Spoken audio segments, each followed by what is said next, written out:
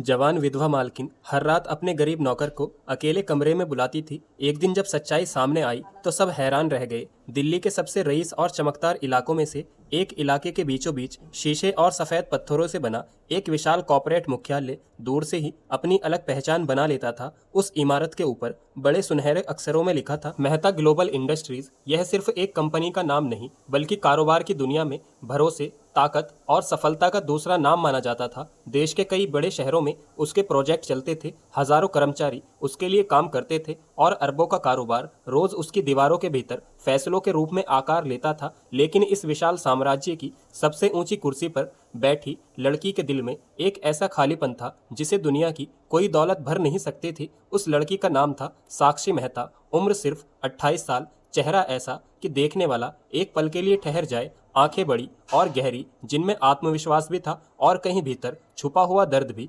लंबा कद, सादगी भरी खूबसूरती और व्यक्तित्व ऐसा कि बड़े बड़े बिजनेसमैन भी उसके सामने बैठकर अपने शब्द तोलकर बोलते थे। साक्षी के नाम से बाजार में शेयर ऊपर नीचे होते थे, लेकिन रात के अंधेरे में वही साक्षी अपने कमरे की खिड़की के पास खड़ी होकर घंटों आसमान को देखती रहती, क्योंकि उसके पास सब कुछ था सिवाय उस इंसान के जिसके साथ उसने जिंदगी बिताने के सपने देखे थे। उसका पति करण मेहता, जो कभी उसका सबसे बड़ा सहारा था, अब इस दुनिया में नहीं था। करण तेज दिमाग वाला, मेहनती और बेहद प्यार करने वाला इंसान था। उसने और साक्षी ने मिलकर इस कंपनी को नई ऊंचाइयों तक पहुंचाया था। दोनों जहां भी साथ जाते, लोग उन्हें देखकर यही कहते कि जोड़ी हो तो ऐसी। लेकिन एक बिजनेस ट्रिप से लौटते समय पहाड़ी रास्ते पर हुई भयानक दुर्घटना ने सब कुछ छीन लिया। करण की कार गहरी खाई में गिर गई और साक्षी की दुनिया उसी दिन उजड़ गई। कई महीनों तक उसने खुद को कमरे में बंद रखा। फिर एक दिन उसने आईने में अपनी सूजी हुई आंखें देखी और खुद से कहा, अगर मैं टूट गई तो करण का सपना भी टूट जाएगा। उसी दिन से उसने खुद को बदला और लोह महिला बनकर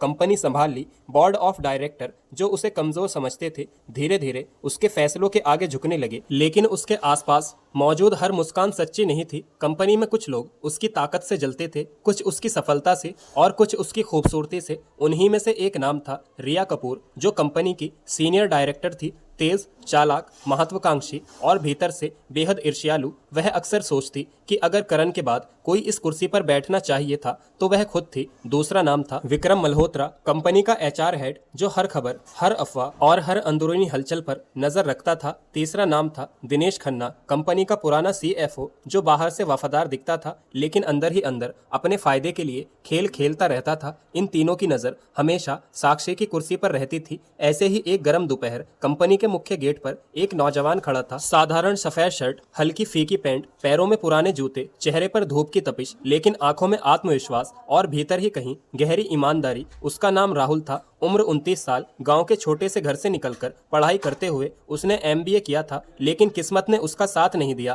पिता पहले ही गुजर चुके थे। घर पर बीमार माँ और छोटी बहन की जिम्मेदारी थी। नौकरी की तलाश में वह कई दफ्तरों के चक्कर काट चुका था। हर जगह या तो रिश्वत मांगी गई या पहचान। आज उसकी जेब में सिर्फ कुछ 100 रुपए बचे थे, लेकिन उम्मीद अभी उसकी बाकी थी। गेट पर खड़े सुरक्षा कर्मी ने उसे रोका और सख्त आवाज में पूछा, किससे मिलना है? राहुल ने विनम्रता से कहा, मुझे नौकरी चाहिए। किसी अधिकारी से मिलने का मौका मिल जाए तो अपनी बात रख दूं। गार्ड हंस पड़ा और बोला, यहाँ हजारों लोग नौकरी मांगते हैं, ऐसे किसी को अंदर नहीं जाने देते। राहुल ने शांत स्वर में कहा, एक मौका दे दीजिए, अगर मैं काबिल नहीं लगा तो मैं खुद चला जाऊंगा। तभी सामने से काली चमचमाती कार आकर रुकी। दरवाजा खुला और साक्षी बाहर उतरी। उसके आते ही माहौल बदल गया। लोग सीधे खड़े हो गए। राहुल भी एक पल के लिए चुप रह गया। उसने पहली बार किसी को इतना प्रभावशाली और फिर भी इतना शांत देखा। साक्षी की नजर राहुल पर पड़ी। उसने उसके चेहरे की थकान देखी और आंखों की सच्चाई भी। उसने गार्ड से पूछा, क्या बात है? गार्ड बोला, मैडम नौकरी मांग रहा है। साक्षी कुछ पल राहुल को देखती रही, फिर बोली, तुम्हारी पढ़ाई क्या है?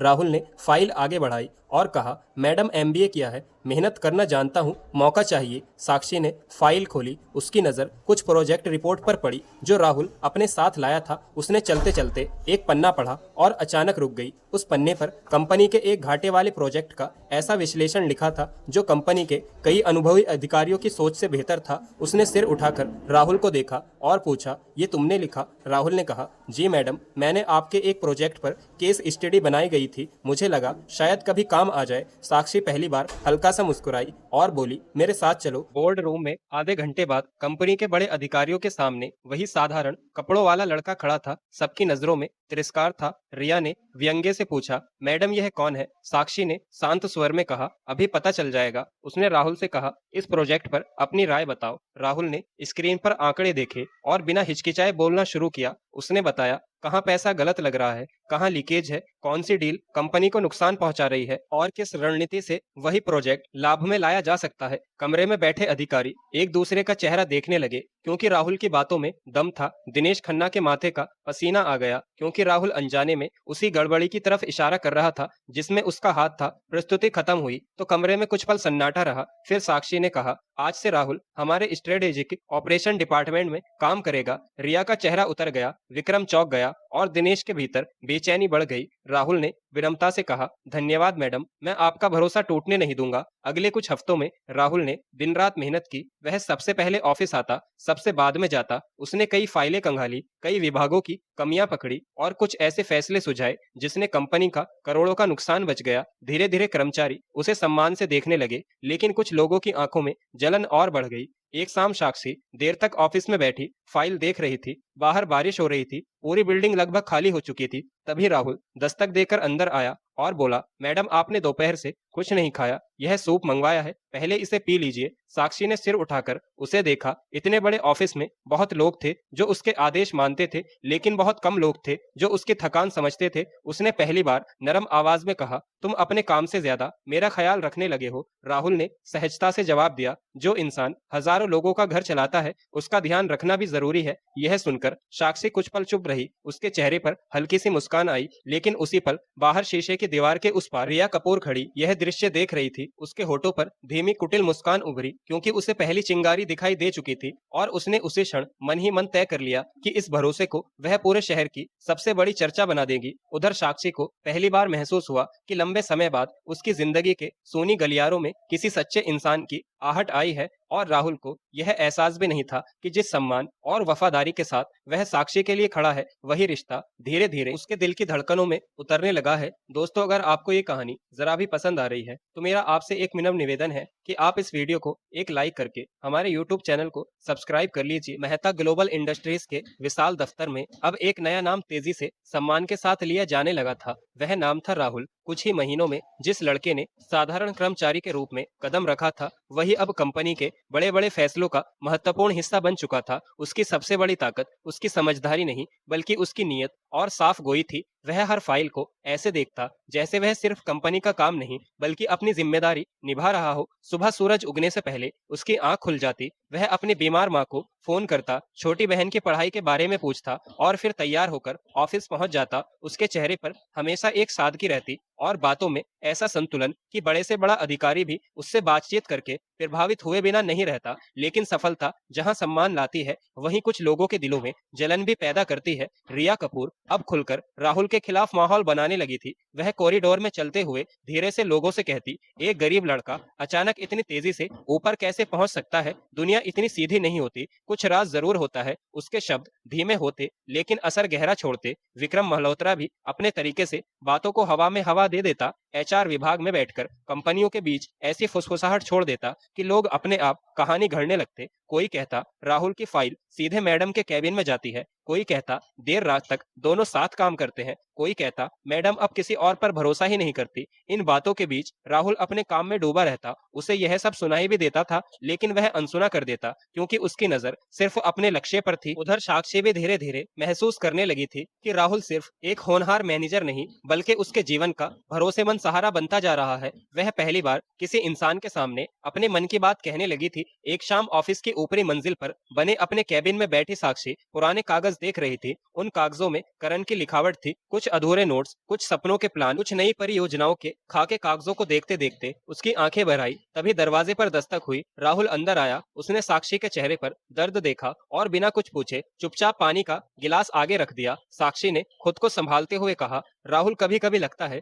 मैं बहुत थक गई हूँ। राहुल ने शांत आवाज में कहा, थकान शरीर की हो तो आराम से मिट जाती है, लेकिन दिल की थकान को बांटने वाला कोई चाहिए। साक्षी ने पहली बार उसकी आंखों में सीधे देखा। उस नजर में सम्मान भी था, भरोसा भी, और एक अनकहा अपनापन भी। उसने धीमे स्वर में पूछा, अगर एक दिन मैं सब छोड़ दूं? तो राहुल ने बिना सोचे कहा, तब भी दुनिया आपको साक्षी मेहता कहेगी, लेकिन मैं आपको वही इंसान मानूंगा जिसने टूटकर भी खुद को खड़ा किया। यह सुनकर साक्षी के भीतर जैसे कोई जमी हुई बर्फ पिघलने लगी। उस रात पहली बार अपने ऑफिस से निकलते समय राहुल से कहा, आज मेरे साथ बंगले चलो, कुछ जरूरी फाइलें देखनी है। राहुल थोड़ी देर चुप रहा, फिर बोला, जैसा आप कहे। उस रात पहली बार राहुल मेहता विला के अंदर उस हिस्से तक पहुंचा जहां बहुत कम लोगों को जाने की अनुमति थी। विशाल लाइब्रेरी जैसी स्टडी रूम, लकड़ी की अलमारियां, बड़े शीशों वाली खिड़कियां और हर तरफ गहरी शांति। साक्षी ने फाइलें टेबल पर रखी और दोनों देर रात तक काम करते रहे। काम के बीच बीच में बातों का सिलसिला भी चलता रहा। साक्षी ने अपने कॉलेज के दिनों की बातें बताई, कैसे उसने बिजनेस पढ़ने के बजाय साहित्य पढ़ना चाहा था, लेकिन परिवार और हालात ने उसे कारोबार की दुनिया में ला खड़ा किया। राहुल ने अपने गांव की बातें बताई, मिट्टी की खुशबू, बरसात में भीगते खेत, माँ के हाथ का खाना और बहन की हंसी। उन बातों में सादगी थी जिसे सुनते सुनते साक्षी मुस्कुराने लगी। देर रात जब घड़ी ने 12 बजाए तो साक्षी ने कहा, इतनी रात हो गई, तुम वापस कैसे जाओगे? राहुल ने सहजता से कहा, टैक्सी मिल जाएगी। तभी साक्षी ने दृढ़ आवाज में कहा, नहीं, अब तुम यहाँ एक गेस्ट विंग में रहोगे, काम भी आसान रहेगा और जरूरत पड़ने पर तुरंत बात हो जाएगी। राहुल चौंका, लेकिन उसने इनकार नहीं किया। अगले दिन यही बात पूरे बंगले के स्टाफ के आग की तरह फैल गई। कमला, जो यहाँ वर्षों से काम कर रही थी, उसने दूसरी नौकरानियों से कहा, देखा, मैंने कहा था ना, ये लड़का साधारण नहीं है, अब बंगले में भी रहने लगा है। गार्ड्स आपस में बातें करने लगे। ड्राइवर मोहन ने किचन में कहा, बड़े लोगों के घरों में बड़े राज होते हैं। धीरे धीरे यह खबर ऑफिस तक भी पहुंची और वहां से शहर के बिजनेस सर्किल तक लोग अलग अलग कहानियां बनाने लगे।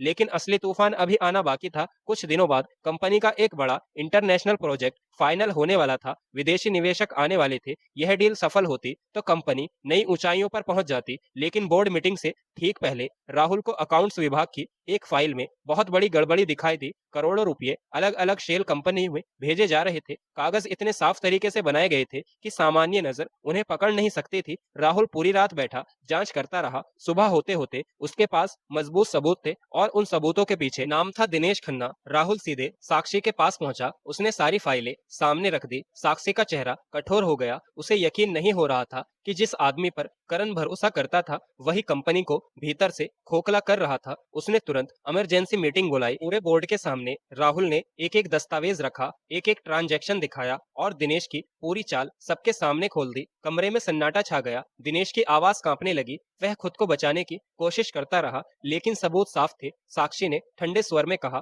मेहता ग्लोबल इंडस्ट्रीज भरोसे पर खड़ी है, विश्वासघात पर नहीं। उसी क्षण दिनेश को बर्खास्त कर दिया गया और कानूनी कार्रवाई शुरू हुई। उस दिन कंपनी में राहुल का सम्मान कई गुना बढ़ गया, लेकिन रिया कपूर के भीतर नफरत और बढ़ गई। उसने उसी शाम विक्रम से कहा, यह लड़का अगर यहीं रहा तो एक दिन सिर्फ मैनेजर नहीं रहेगा, वह इस घर और इस कंपनी दोनों पर असर डालेगा। विक्रम ने धीमे स्वर में कहा, फिर क्या करना है? रिया की आंखों में चालाक चमक उभरी। उसने कहा, जहां लोग सच नहीं ढूंढ पाते वहां कहानी बनाई जाती है, और हम कहानी बनाएंगे। उसी रात सोशल मीडिया पर एक अनजान पेज से कुछ तस्वीरें वायरल हुई। तस्वीरें ऐसी थी जिनमें राहुल और साक्षी देर रात तक एक साथ काम करते दिख रहे थे। किसी में राहुल कार का दरवाजा खोल रहा था, किसी में बंगले के लोन में साक्षी के साथ फाइलें देख रहा था, और नीचे लिखा था, गरीब मैनेजर बना अरबों की मालकिन का सबसे खास इंसान। सुबह होते होते शहर में यही चर्चा थी। उधर साक्षी अपने कमरे में बैठी स्क्रीन देख रही थी। उसके चेहरे पर दुख साफ था। उसे अपने लिए नहीं, राहुल के लिए दर्द हो रहा था।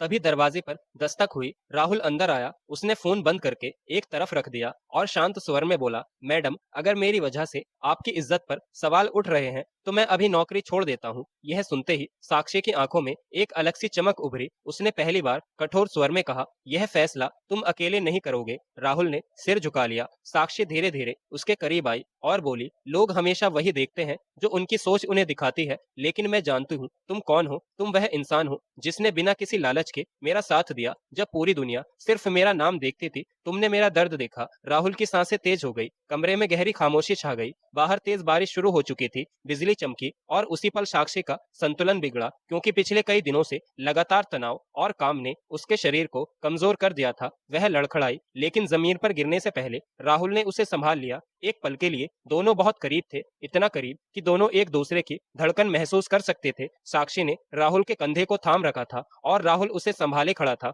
दोनों की आंखें मिली। उस नजर में कुछ बदल चुका था, कुछ ऐसा जिसे शब्दों में कहना आसान नहीं था। मगर उसी क्षण दरवाजे के बाहर खड़ी रिया कपूर ने अपने फोन से यह दृश्य कैद कर लिया और उसके चेहरे पर खतरनाक मुस्कान फैल गई, क्योंकि अब उसके हाथ वह हथियार आ चुका था जिससे वह सिर्फ अफवाह नहीं बल्कि तूफान खड़ा करने वाली थी। और उसे पूरा भरोसा था कि आने वाले दिनों में यह रिश्ता ऐसी आग से गुजरेगा जिसमें या तो सब कुछ जल जाएगा या फिर उसी आग में एक ऐसा प्रेम जन्म लेगा जिसे कोई समाज कभी हरा नहीं पाएगा। उस रात के बाद मेहता विला की हवाओं में एक अजीब सी बेचैनी घुल गई थी। बाहर से सब कुछ पहले जैसा दिखाई देता था। विशाल सफेद बंगला वैसे ही शान से खड़ा था। लॉन में सुबह की धूप पहले की तरह फूलों पर चमकती थी। कंपनी के शीशे वाले मुख्यालय में रोज की तरह मीटिंग्स होती थी। कर्मचारी पहले की तरह फाइलें लेकर एक मंजिल से दूसरी मंजिल भागते दिखाई देते थे। लेकिन इस चमकदार दुनिया के भीतर बहुत कुछ बदल चुका था। साक्षी और राहुल दोनों के दिलों में एक ऐसी हलचल उठ चुकी थी जिसे दोनों महसूस तो कर रहे थे लेकिन समझ नहीं पा रहे थे। उस रात जब राहुल ने साक्षी को गिरने से पहले संभाला था, उस एक पल की नजदीकी ने दोनों के भीतर बरसों से बंद कुछ एहसासों को जैसे पहली बार सांस लेने का मौका दिया था। साक्षी अपने कमरे में पूरी रात सो नहीं पाई। वह बार बार वही पल याद करती रही जब उसने राहुल के कंधे को पकड़ा था और उसकी मजबूत बाहों का सहारा महसूस किया था। बहुत समय बाद उसे किसी के पास खुद को सुरक्षित महसूस हुआ था और यही एहसास उसे भीतर से डरा भी रहा था, क्योंकि वह जानती थी समाज एक जवान विधवा को दूसरा मौका आसानी से नहीं देता। लोग उसकी मुस्कान तक का हिसाब मांगने लगते हैं और अगर बात किसी गरीब लड़के की हो तो समाज की नजर और भी जहरीली हो जाती है। उधर राहुल भी अपने कमरे में बेचैन था। उसने खुद को कई बार समझाया कि साक्षी उसकी मालिक है, उसका सम्मान उसकी पहली जिम्मेदारी है, उसे अपने दिल को सीमा में रखना होगा। लेकिन दिल आदेश नहीं मानता। उसके मन में बार बार साक्षी का उदास चेहरा आता, उसकी थकी हुई आंखें याद आती, उसका टूटकर भी मजबूत बने रहना याद आता और राहुल का मन हर बार यही कहता कि वह सिर्फ उसका सम्मान नहीं करता बल्कि उसके दर्द को अपने दिल में महसूस करने लगा है। सुबह होते ही एक नया तूफान खड़ा हो गया। रिया कपूर ने रात वाली तस्वीर एक गुमनाम मीडिया पोर्टल तक पहुंचा दी। तस्वीर में राहुल साक्षी को संभाले हुए था और देखने वालों के लिए कहानी गढ़ना आसान था। खबर के साथ मोटे अक्षरों में लिखा गया, अरबों की कंपनी की मालकिन और गरीब मैनेजर का गुप्त रिश्ता, क्या पर्दे के पीछे चल रही है प्रेम कहानी। कुछ ही घंटों में यह खबर शहर के बड़े बिजनेस सर्किल से लेकर सोशल मीडिया तक आग की तरह फैल गई। ऑफिस पहुंचते ही लोग मोबाइल पर वही तस्वीरें देख रहे थे। कोई धीमे स्वर में मुस्कुरा रहा था, कोई आश्चर्य से आंखें फैला रहा था, कोई अपने अंदाज से कहानी में नए रंग भर रहा था। विक्रम मल्होत्रा ने भी माहौल को और गर्म कर दिया। वह लोगों के बीच यह कहते घूमने लगा, तस्वीर झूठ नहीं बोलती और जहां धुआं उठता है वहीं आग जरूर होती है। उधर साक्षी जब अपने केबिन में पहुंची तो उसने कर्मचारियों की बदली नजरें साफ महसूस कर ली, लेकिन इस बार उसके भीतर पहले जैसी कमजोरी नहीं थी।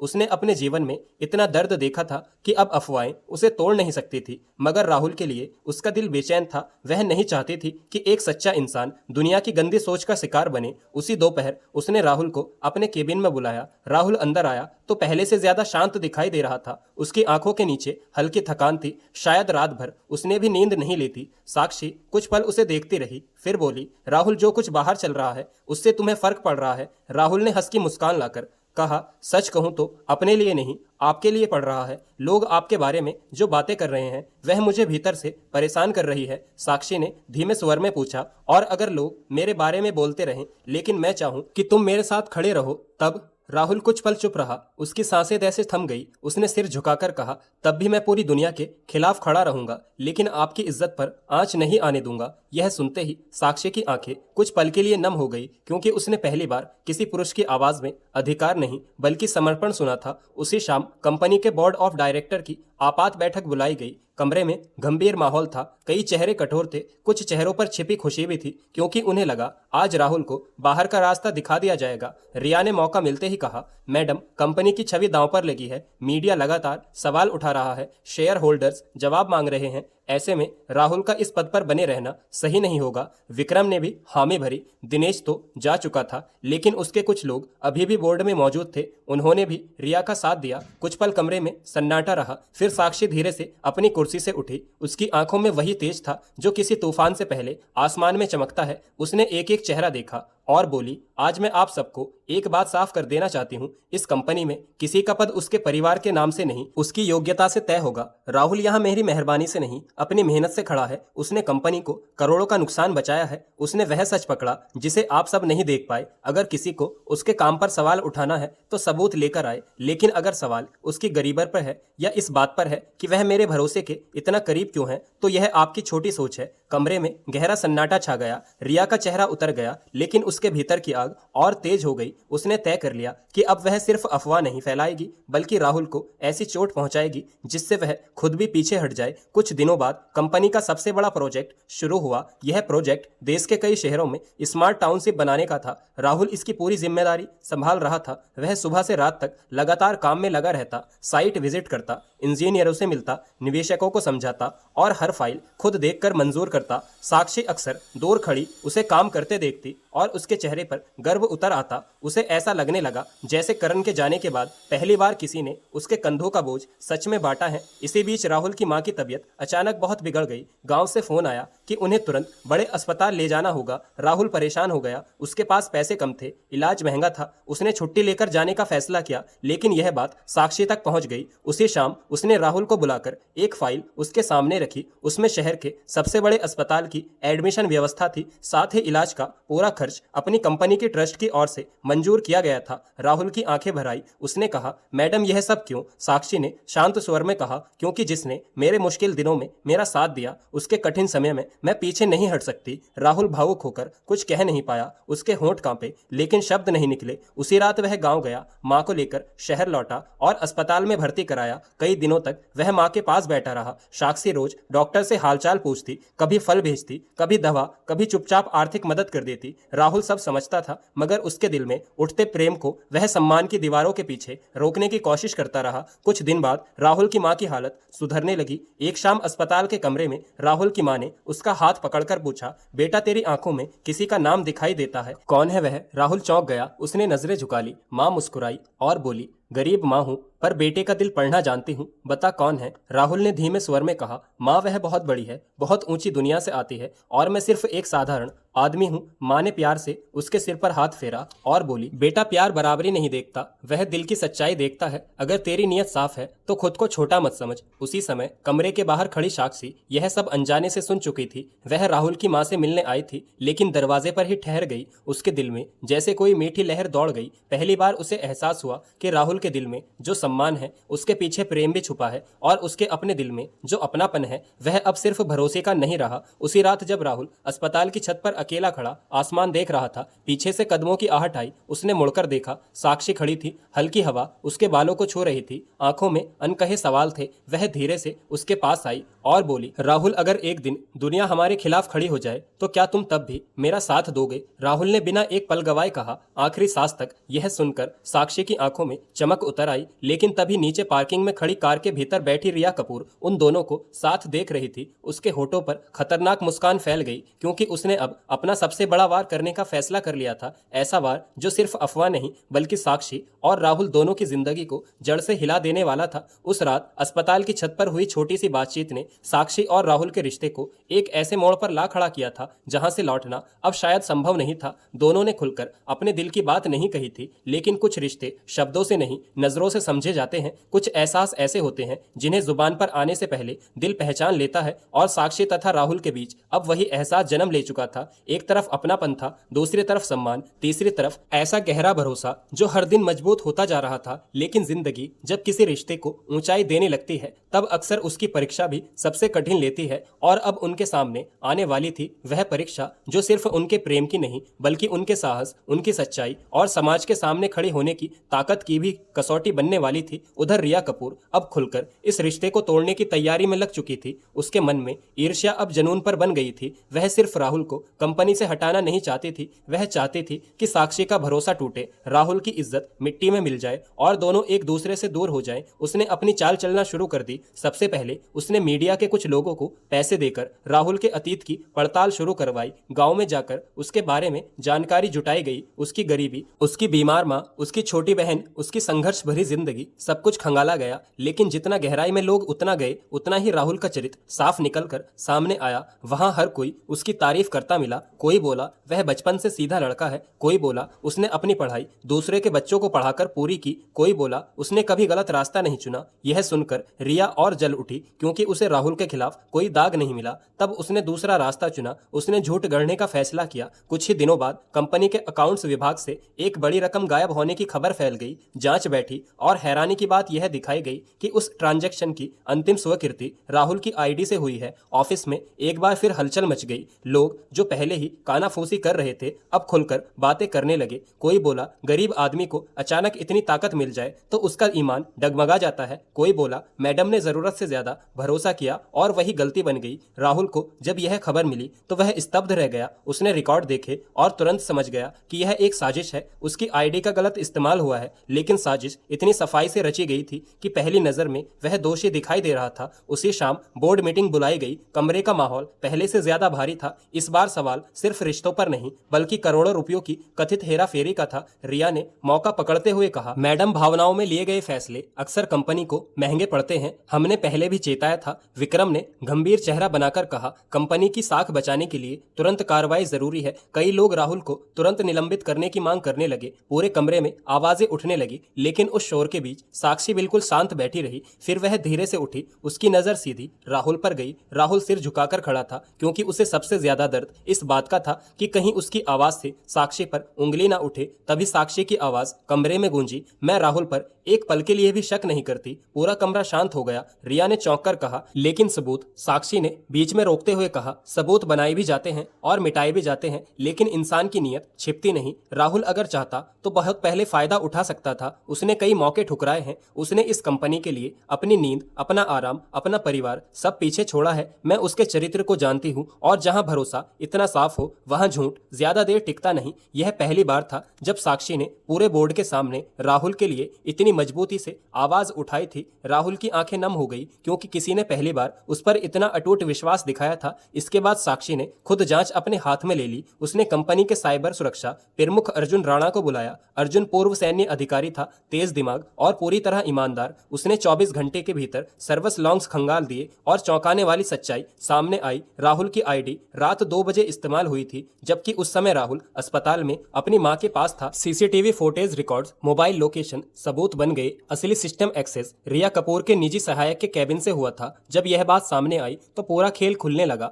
दबाव पड़ते ही निजी सहायक टूट गया और उसने कबूल कर लिया कि यह सब रिया के कहने पर किया गया था, क्योंकि वह राहुल को हटाना चाहती थी। अगले दिन पूरे बोर्ड के सामने रिया की सच्चाई सामने रखी गई। रिया का चेहरा पीला पड़ गया। उसकी सारी चालाकी उसी पर भारी पड़ गई। साक्षी ने कठोर स्वर में कहा, मेहता ग्लोबल इंडस्ट्रीज मेहनत और ईमानदारी पर चलती है, षड्यंत्र पर नहीं। उसी पल रिया को कंपनी से निकाल दिया गया। कानूनी कार्रवाई शुरू हुई और पहली बार पूरे ऑफिस ने तालियां बजाकर राहुल का स्वागत किया। लेकिन कहानी यहीं खत्म नहीं। उसी रात जब सब शांत हो गया, साक्षी ने राहुल को बंगले की ऊपर की छत पर बुलाया। रात साफ थी, आसमान में चांद चमक रहा था। नीचे शहर की रोशनी सितारों जैसी दिखाई दे रही थी। हल्की हवा बह रही थी। साक्षी कुछ देर रेलिंग के पास खड़ी रही, फिर धीरे से बोली, राहुल, मुझे अब डर लगने लगा है। राहुल चौंका। उसने पूछा, किस बात से? साक्षी ने धीमी आवाज में कहा, इस बात से कि मैं तुम्हारे बिना अपने दिनों की कल्पना नहीं कर पाती। जब सुबह कोई जरूरी बात होती है तो सबसे पहले तुम्हारा नाम मन में आता है। अब कोई परेशानी होती है तो भरोसा तुम्हारे चेहरे पर जाकर टिक जाता है, और जब रात को अकेलापन घेरता है तो लगता है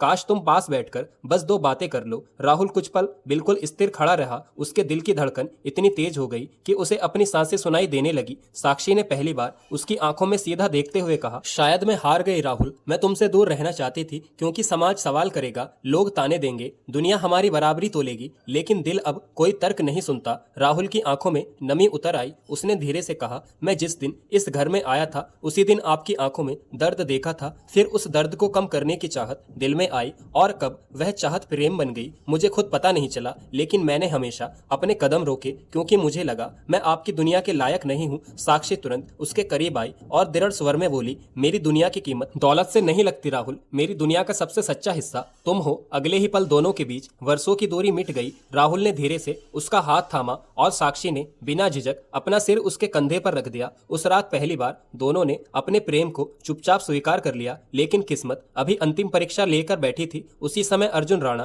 तेजी से सीढ़ियां चढ़ता हुआ छत पर पहुंचा। उसके चेहरे पर गंभीरता थी। उसने आकर कहा, मैडम एक जरूरी बात पता चली है, करण सर की मौत साधारण दुर्घटना नहीं थी। यह सुनकर साक्षी के पैरों तले जमीन खिसक गई। अर्जुन ने कहा, कुछ पुराने दस्तावेज और कॉल रिकॉर्ड्स मिले हैं। करण सर जिस रात मरे थे उस रात उनकी कार के ब्रेक से छेड़छाड़ की गई थी और षड्यंत्र की डोर कंपनी के भीतर से जुड़ी है। साक्षी की आंखों में सदमा उतर आया। राहुल का चेहरा कठोर हो गया। उसने तुरंत पूछा, नाम किसका? अर्जुन ने गहरी सांस लेकर कहा, इस खेल के पीछे सिर्फ रिया नहीं थी, कोई और बड़ा चेहरा है, कोई ऐसा जो सालों से छाया में बैठकर सब चला रहा है। और सबसे चौंकाने वाली बात यह है कि उस व्यक्ति की नजर अब आप दोनों पर है। रात की ठंडी हवा अचानक भारी लगने लगी। साक्षी ने अनजाने में राहुल का हाथ कसकर पकड़ लिया और राहुल की आंखों में पहली बार प्रेम के साथ एक रक्षक वाला तेज उतर आया, क्योंकि अब बात सिर्फ इज्जत या रिश्ते की नहीं थी। अब यह लड़ाई सच्चाई जानने और साक्षी को हर हाल में सुरक्षित रखने की थी। और आने वाला तूफान उनके प्रेम को या तो अमर बना देने वाला था या फिर सब कुछ छीन लेने वाला था।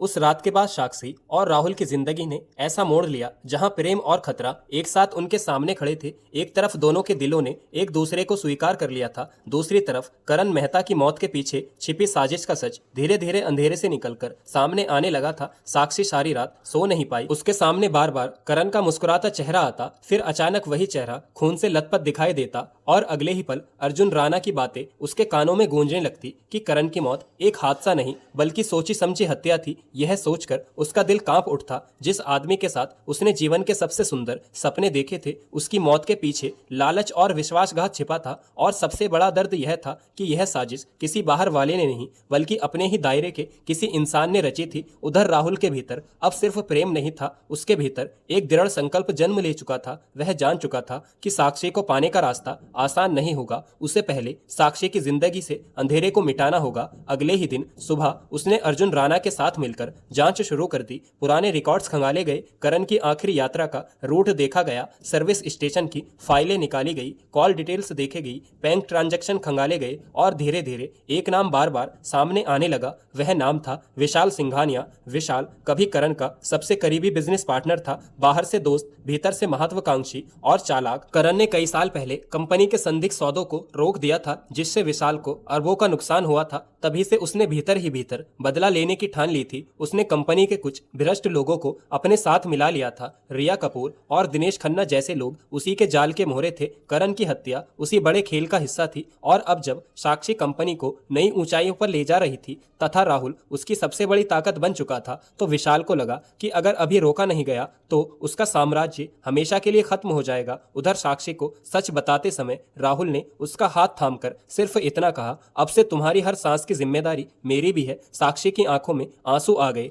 लेकिन इस बार वे कमजोरी के नहीं बल्कि उस भरोसे के थे जो उसे राहुल के साथ महसूस हो रहा था। अगले कुछ दिनों में राहुल ने पूरी सावधानी से जाल बिछाया। उसने विशाल के लोगों तक झूठी जानकारी पहुंचाई कि कंपनी एक गुप्त विदेशी डील करने जा रही है जिसमें पुराने घोटालों के रिकॉर्ड्स हमेशा के लिए मिट जाएंगे। यह खबर सुनते ही विशाल बेचैन हो गया और उसी बेचैनी में उसने अपने आदमियों को पुराने सबूत खत्म करने भेजा। लेकिन राहुल और अर्जुन पहले से तैयार थे। पुलिस की मदद से एक गुप्त छापा पड़ा और वहीं से वह हार्ड ड्राइव मिली जिसमें करण की कार के ब्रेक से छेड़छाड़ का वीडियो रिकॉर्ड था। साथ ही विशाल और उसके साथियों की बातचीत भी दर्ज थी। सच अब पूरी तरह सामने था। पुलिस ने उसी रात विशाल सिंघानिया को गिरफ्तार कर लिया। जब खबर टीवी चैनलों पर चली तो पूरा बिजनेस जगत हिल गया। लोग हैरान थे कि वर्षों से सम्मानित दिखने वाला आदमी इतना बड़ा गुनहगार निकला। लेकिन कहानी का सबसे भावुक और सबसे बड़ा पल अभी बाकी था। कुछ दिनों बाद मेहता ग्लोबल इंडस्ट्रीज ने अपनी सबसे बड़ी परियोजनाओं का उद्घाटन आयोजन रखा। देश के बड़े उद्योगपति, नेता, अधिकारी, मीडिया सब वहां मौजूद थे। विशाल मंच सजा था, कैमरों की चमक लगातार फैल रही थी और हजारों कर्मचारियों की नजर मंच पर टिकी थी। साक्षी मंच पर आई। आज उसके चेहरे पर वही चमक थी जो लंबे समय बाद लौटी थी, लेकिन इस बार उसकी आंखों में अकेलापन नहीं था, उनमें प्रेम का उजाला था। उसने माइक थामा और पूरे हॉल में शांति छा गई। उसने कहना शुरू किया, कुछ साल पहले मैंने अपनी जिंदगी का सबसे बड़ा सहारा खो दिया था। मुझे लगा था मेरी दुनिया खत्म हो गई, लेकिन जीवन ने मुझे सिखाया कि अंधेरा हमेशा नहीं रहता। कभी कभी भगवान किसी इंसान को रोशनी बनाकर भेजता है। हॉल में बैठे लोग ध्यान से सुन रहे थे। साक्षी ने आगे कहा, जब मेरे चारों तरफ लालच था, तब एक इंसान ऐसा था जिसने बिना किसी स्वार्थ के मेरा साथ दिया। जब लोग मेरे नाम से फायदा लेना चाहते थे, तब उसने मेरी इज्जत बचाई। जब दुनिया ने हमारे रिश्ते पर सवाल उठाए, तब उसने मेरे सम्मान को अपने प्रेम से भी ऊपर रखा। और जब मेरी जिंदगी खतरे में आई, तब वह ढाल बनकर खड़ा रहा। यह कहकर उसने मंच के सामने बैठे राहुल की तरफ देखा। राहुल चुपचाप बैठा था, उसकी आंखें नम हो चुकी थी। साक्षी ने मुस्कुराकर कहा, राहुल मंच पर आइए। पूरा हॉल उसकी तरफ देखने लगा। राहुल धीरे धीरे मंच पर पहुंचा। साक्षी ने सबके सामने उसका हाथ थाम लिया और कहा, आज मैं पूरी दुनिया के सामने यह स्वीकार करती हूं कि मैं राहुल से प्रेम करती हूं, क्योंकि उसने मेरे महलों को नहीं, मेरे टूटे हुए दिल को अपनाया। उसने मेरी दौलत को नहीं, मेरी तन्हाई को समझा। उसने मुझे एक मालिक नहीं, एक इंसान की तरह देखा। और यही प्रेम की सबसे बड़ी सच्चाई है। हॉल कुछ पल के लिए बिल्कुल शांत हो गया। फिर अचानक जोरदार तालियों की गूंज उठी। कई लोगों की आंखें नम हो गई। मीडिया कैमरे लगातार चमकने लगे, लेकिन इस बार सुर्खियां बदनामी की नहीं, सम्मान की बनने वाली थी। तभी पीछे की कतार में से एक बुजुर्ग खड़े हुए। वह करण मेहता के पिता थे, जिनका दिल बेटे की मौत के बाद टूट गया था और जो अब तक भीतर ही भीतर साक्षी के फैसलों को लेकर उलझन में थे। वह मंच तक आए। उन्होंने राहुल के कंधे पर हाथ रखा और कहा, बेटा, आज मुझे समझ आया कि रिश्ते खून या हैसियत से नहीं, दिल की सच्चाई से बनते हैं। अगर मेरा बेटा जिंदा होता तो वह भी तुम्हें अपनाता। फिर उन्होंने साक्षी का हाथ राहुल के हाथ में रख दिया और कहा, आज से तुम अकेली नहीं हो। यह दृश्य देखकर पूरा हॉल भावुक उठा। कुछ महीनों बाद पूरे शहर ने वह दिन भी देखा जब मेहता विला दुल्हन की तरह सजा हुआ था। रोशनी से जगमगाते उस महल में दौलत का प्रदर्शन नहीं,